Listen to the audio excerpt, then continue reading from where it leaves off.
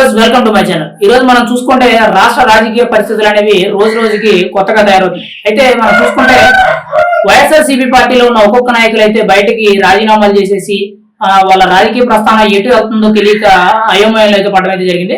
కాకపోతే కొంతమంది రాజకీయ నాయకులు అయితే టీడీపీలోనో జనసేనలోనో లేకపోతే బీజేపీలోనో జాయిన్ అవ్వడానికి అయితే రెడీ అవుతున్నారు. అయితే ఈరోజు చూసుకుంటే మొన్న రీసెంట్ గా రాజీనామా చేసిన వైఎస్ఆర్సీపీ పార్టీకి రాజీనామా చేసిన ఆళ్ళ కాళీ శ్రీనివాసరావు ఆళ్ళ నాని గారు, అంటే మన మాజీ మంత్రి వర్యుల కింద పనిచేసిన వైఎస్ఆర్సీపీ ప్రభుత్వంలో మాజీ మంత్రిగా పనిచేసిన ఆళ్ళ నాని గారు అయితే వైఎస్ఆర్సీపీ పార్టీకి రాజీనామా చేయడం అయితే జరిగింది. ఆయన పార్టీ రాజీనామా చేసిన వెంటనే కూడా పార్టీ ఆఫీస్ ను కూడా కూల్చేయడం అయితే కూడా జరిగింది. ఆయనకి మరి మనసులో ఏమనుకున్నారో ఏంటో, ఇంకా పార్టీ మీద నమ్మకం పోయినట్టు అనిపించింది. ఎందుకంటే ప్రజల్లో అంతటి వివక్షత అయితే ఇప్పటి వరకు ఏ రాజకీయ పార్టీ మీద కూడా ఇంత దారుణమైన వివక్ష అనేది రాలేదు. అయితే ఈ రోజు చూసుకుంటే వైఎస్ఆర్సీపీ పార్టీ మీద ప్రజలకు అంతటి వివక్షత అయితే వచ్చింది. అయితే ఆ వివక్షత కారణం మెయిన్ గా జగన్మోహన్ రెడ్డి పరిపాలనే గాని పనితీరే గాని, ఆయన వెనకాల ఉండే ఎవరైతే మెయిన్ గా బ్యాక్ డ్రాప్ లో ఉన్నారో సత్య రామకృష్ణారెడ్డి గాని, విజయసాయి రెడ్డి గాని, పెద్దిరెడ్డి గాని, వీళ్ళ పనితీరు వల్లే మెయిన్ గా ప్రజల్లో ఇటువంటి అసంతృప్తి కూడా వచ్చింది. అయితే ఇక్కడ చూసుకుంటే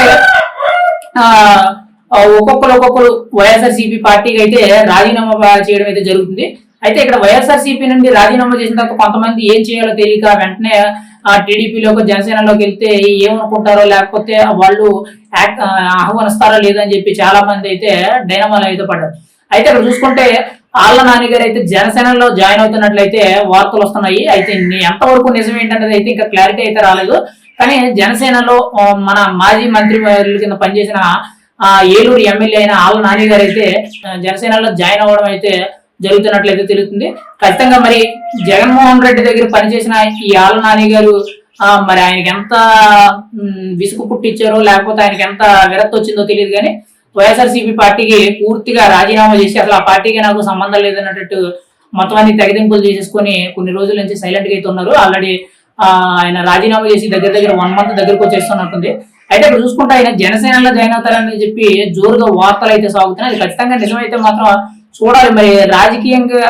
కానీ ఆళ్ళ నాని గారు మళ్ళీ వైఎస్ఆర్సీపీకి రాజీనామా చేసి జనసేనలో ఒకవేళ జాయిన్ అయినట్లయితే రెడ్డప్పల్ నాయుడు గారు ఎవరైతే ఉన్నారో ఈయన, అంటే present Eluru Janasena party in charge కింద ఉన్న ఈ రెడ్డప్పల్ నాయుడు గారి రాజకీయ భవిష్యత్తు ఏంటనేది కొంచెం అయోమయమైన చెప్పుకోవాలి.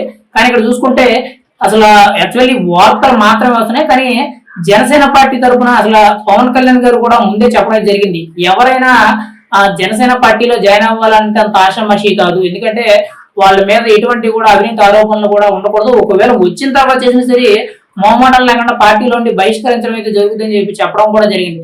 కానీ ఆళ్ళ నాని గారి మీద గత 5 ఏళ్ళు చూసుకుంటే ఎక్కడ కూడా పెద్ద ఆరోపణలు లేవు కానీ, లేకపోతే ఎవరిని కూడా విమర్శించినట్టు తిట్టినట్లు కానీ, అంటే చాలా మంది 2019 నుంచి 2024 వరకు వైఎస్ఆర్సీపీ పార్టీలో ఉన్న నాయకులు ఎవరైతే ఉన్నారో చాలా మంది నాయకులు నోటుకు వచ్చినట్లు చాలా మందిని చాలా రకాల మాట్లాడారు. అయితే ఆళ్ళ నాని గారు అలాంటి ప్రస్తావన అయితే పెద్దగా ఎక్కడ రాలేదు కాబట్టి చాలా కామ్ గా ఆయన రాజకీయం ఆయన చేసుకుంటూ వెళ్ళిపోయారు.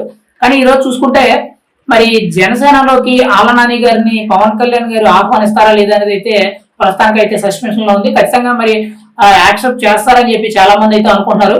ఇక్కడ చూసుకుంటే మెయిన్ గా జనసేన పార్టీలో ఎవరు జాయిన్ అవ్వాలనుకున్నా గానీ వాళ్ళ మీద ఎటువంటి అవినీతి ఆరోపణలు కానీ, ఎటువంటి అభియోగాలు కానీ, లేకపోతే ఎవరిని ఇబ్బంది పెట్టినట్టు కానీ, లేకపోతే వాళ్ళు రౌడీజం కానీ, గోండాయిజం, మెయిన్ గా గంజాయి, బ్లేడ్ బ్యాచ్ ఇలాంటి వారితో ఏమైనా సత్సంబంధాలు ఉంటే పూర్తిగా తెగదంపులైనా చేసుకోవాలి, లేకపోతే పార్టీలోకి రాకూడదు అనేటట్టు అయితే పవన్ కళ్యాణ్ గారు అయితే చెప్పడం. అంటే మొదటి నుండి కూడా జనసేన పార్టీ ఏదైతే చెప్తుందో అవే రూల్స్ అండ్ రెగ్యులేషన్స్ అయితే పాటించడం అయితే జరుగుతుంది.